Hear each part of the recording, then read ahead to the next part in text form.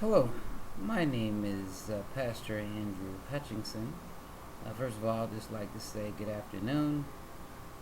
This is my presentation for Interpersonal Communication Skills HSER 508 project. I tell you, this has been a little challenging, but I'm appreciating my means of communication now, thanks to Dr. West.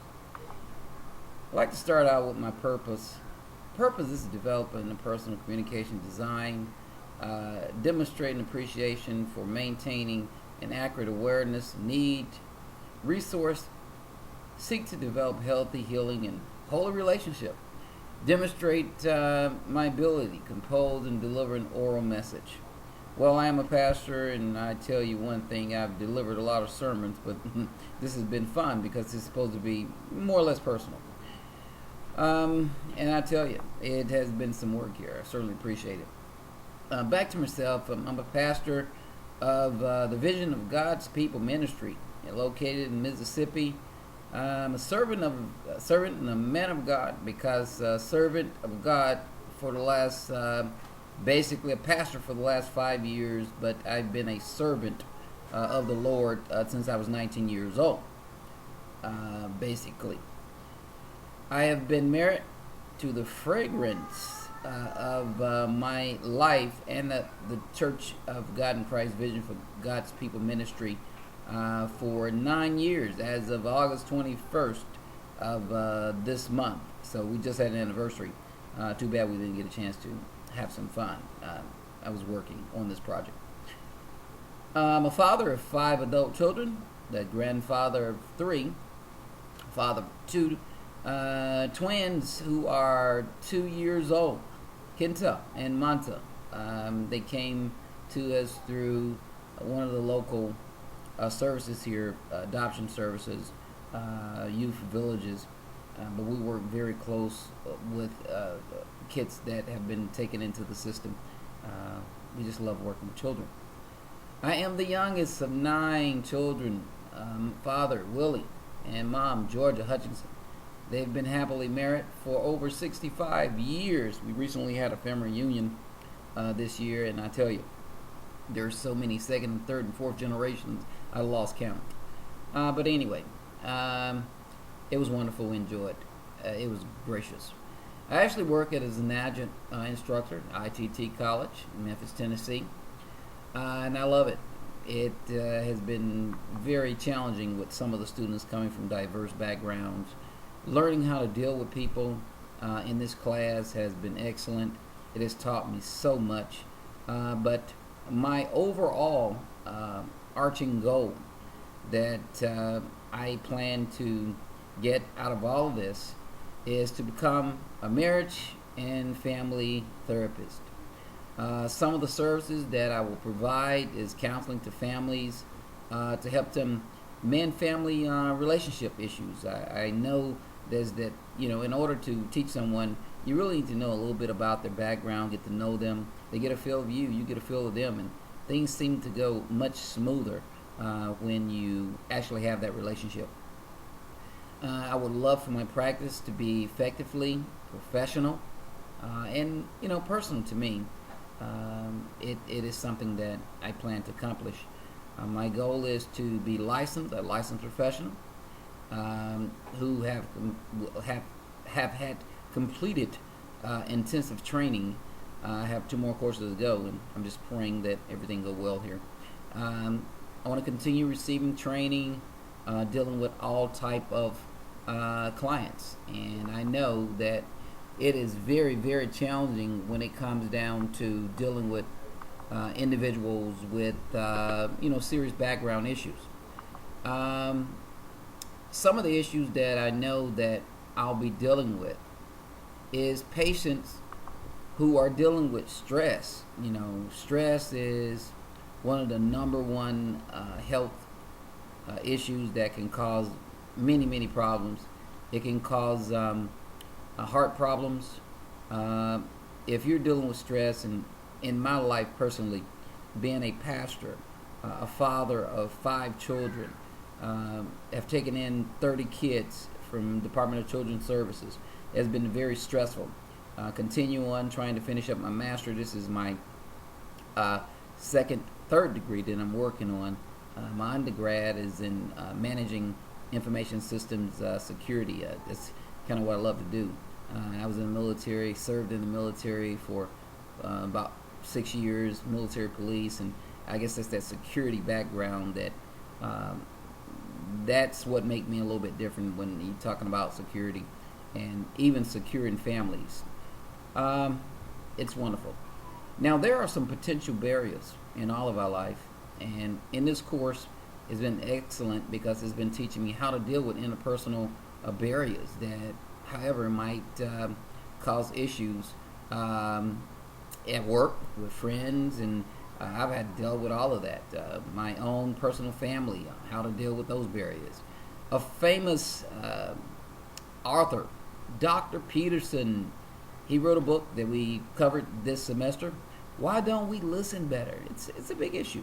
Even in the congregation, when a pastor is speaking, a lot of times the members don't really get it. It's interesting that you can hear things over and over again and really not understand how to interpret the depths of what the person is saying. It's interesting. Dr. Peterson discovered the flat brain theory, and this really was interesting to me because it dealt with not just marriages but also relationship.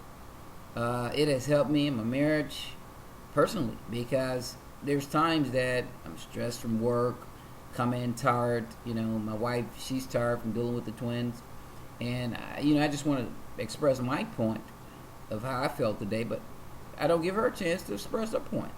Maybe she had a rough day. Maybe the children just did not listen to her, just screaming. Maybe one of them was ill or something. So his theory is a very good theory, and I love it. We'll kind of talk about that a little bit. Why don't people listen? Interesting. Why don't we listen? It's kind of interesting that people can be speaking and you're not paying attention to what that person is saying. Either your wife, significant other, buddies, friends, or whatever. It's kind of like you block them out. Well, tell you one thing. This flat brain theory, if you read this book, it would really help you out. I learned some of the things that he talked about. We're going to talk about that a little bit because it pertains to my life. This is personal to me. The stomach function was one of the functions he talked about. The heart function, the head function. And one thing about the stomach function, think about it. When you hear certain things, either it's going to make you happy, it's going to make you uncomfortable, it's going to be exciting to you, it's going to be interesting, maybe attract your attention, or it might not attract your attention. We all been there before. In other words, someone that's very boring, you're out on a date, and this person is just so boring, you're just like, oh my God. And that's even with our own life. We have to keep some excitement in our marriages. My wife and I, we always go places, do things, and we have fun together. It's important that you communicate and talk to each other. It's very, very important. Out of all of these different feelings, happy is important. If you're not happy, if your wife is not happy, the old saying, you got to keep mama happy. Oh, I'm sorry, I didn't mean to say that, but you got to keep mama happy. Just trying to keep it real here, that's what I'm saying. Okay, this heart function, it's interesting to me because it pertains to my life too. Heart function by Dr. Peterson. It takes two to tango. I mean, we're talking about, two to tango. If you're dancing, it's not fun. You just dancing alone. So it takes two to tango. In other words, what we're saying here is, if one just listens to what the other is saying, maybe you guys can come to a mutual agreement that, hey, I'm wrong. Or it might be that she's wrong. But you should be able to come to some type of mutual agreement. Deal with your openness in a marriage and your relationship. Both parties have something to offer.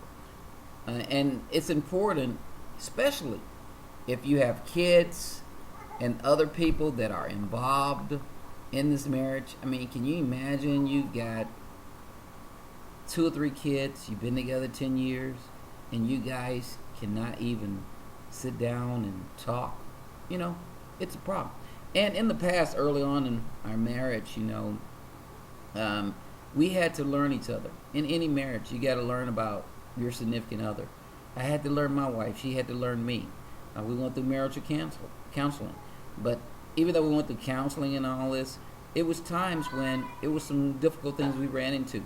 But through the grace of God, He kept us together. And I love her dearly, and I'm praying that she loved me dearly. Oh, just another joke. Okay. But anyway, let's move on here. I want to talk a little bit more about, which is still dealing with this flat brain theory, the head function. Interesting. Head function. It deals with your thinking, your planning, your remembering. There's times when I know you think about how to make life better for yourself. And I'm always thinking about that. I would not be attending Liberty University if I was not thinking about making my life better, as well as my wife and my family life better. And that goes along with planning. Remembering. It's kind of interesting that you remember some of the things that's happy that you did in your life. Maybe a vacation, you went down to Costa Rica, maybe you went to Jamaica or something and enjoyed yourself. Here, we usually go down to the Gulf Shores, and it's just wonderful. Love fishing. My goal is to get me a boat one day, and me and my wife are going to have some fun on that boat. This is my personal goal, Hey, this is supposed to be personal, and that's what I want to do, have some fun, be happy. I mean, what is it that you live your life and not be happy? Let me move on here, because I'm just hear a lot of dagging. But anyway, our brains process will see and hear and feel, remember, and imagine a lot. So we need to keep that in mind, that we need to always keep that in mind. What we see, we retain. Does things affect our feelings? That's very true. We can't directly change our emotions, but what we think may affect how we feel. So be careful of what you keep in your spirit and your mind. It can hinder you. Most of us desire to have a new car. This is an example of disconnection here. And when you get that new car, it seems as though I got the new car. The old car, I kept putting it in the shop and buying parts and all this stuff. And now I got this new car. I thought my problem was solved. But when you add up all of the insurances and the car notes and all that, did you really solve your problem? So in other words, you basically didn't solve your problem. So a lot of times we try to cover up by saying one thing, but actually we wanted to get that new car, and we try to cover up saying that, hey, look, I'm going to buy it regardless. So I just want to kind of talk about that a little bit. One other issue is how this all supposed to work in our relationship. We live in this fast-paced life now where everything is right at our fingertips. We get on the computer, we Google, we find out any topic. We basically either stay calm or we get upset. I mean, we go on Facebook and we see where our family members have said something that's not tasteful. We get a little upset. And that's important, with this social media world that we're in now. We have to be very careful with that. Me and my wife personally, we have a Facebook account for the church. But we'll be very careful about the things that we put out there. If we do things that's real tasteful and enjoyable, we'll share it with family. But other than that, we try to stay away from that. It's important to be in agreement on things that you do. I know my time is limited here. Some of the solutions to noise pollution, I want to kind of cover that a little bit. Internal. I was reading in John Stewart. He talked about inhaling and exhaling. Basically, inhaling is your perception. When someone speaks to you about certain things, it's the way you perceive it. Sometimes we just hear something and just think all these negative things about the person, and actually it's not true. Well, we have to be real careful with that. I'm going to give you an example for my own life. My wife called me one day and she was telling me about some issues, family issues, and when she told me about this particular issue, I interpreted it totally wrong, and then after I came home, we began to talk about it. We have to be careful when we hear something, and the Bible talks about judging. we have to be very careful. So John Stewart is an excellent author. I enjoyed that. Talk about exhaling just a little bit. You know, what comes out of our mouth, we have to give accountable of those things that we say. So say things that's nice, you know, to your significant other or your wife. Say things like, I love you. Even if you're upset with her, say it in a way that it will not hurt her feelings or hurt his feelings. You know, and that's very important. Another famous author, Everett Worthington Jr., he wrote the book Hope Focus Marriage Counseling. It deals with your goals. And me and my wife, our goals are to complete our degree, our master's, and move on to get a doctoral degree. We love dealing with families. Professional counseling is my area. She's an engineer, and hers is going to be probably education. She has not decided yet since I've been at Liberty University. You got to have a strategy and some kind of target area when you're dealing with, you know, certain things. Our target is to complete school, finish, hopefully, with the master's this year. She'll be done with hers next year and move on to the doctoral. But if there's problems, you need to use some type of intervention methods. Our intervention is going to our pastor. We pray and ask the Lord to come in and bless us in a mighty way. I want to go ahead and say that this class has been very, very informative. I've learned a lot. I've loved it. Dr. Peterson, John Stewart, and I just like to say, Dr. West, you've been excellent. I've never had a better professor that has been so patient and has been working with me throughout the process. And I just want to say to the class, good luck, and may the good Lord be with you. God bless you, and thank you.